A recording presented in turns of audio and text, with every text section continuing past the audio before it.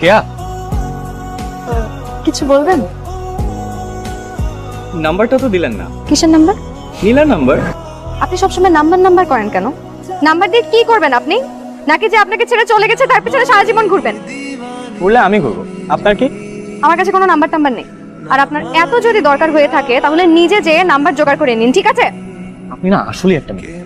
খবরদার আমাকে মিথ্যুক বলবেন না। ও মা, বলবো না, আপনি আমাকে শুধু শুধু ঘোরাবেন আর আমি বলবো না আপনাকে মৃত্যু। আপনি নীলাকে চেনে নিন। আপনি জানেন যে আমি নীলাকে চিনি বা না চিনি? আপনি একবার নীলার খোঁজ নিয়েছেন?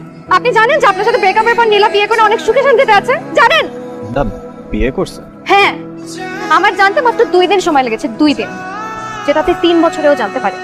আর আমি আপনাকে কিছু জানাইনি, নীলার নাম্বারটা পর্যন্ত আপনাকে দেইনি, কারণ আমি মনে করি যে আপনি নীলার সাথে কথা বলার যোগ্যতাটা পর্যন্ত রাখেন না।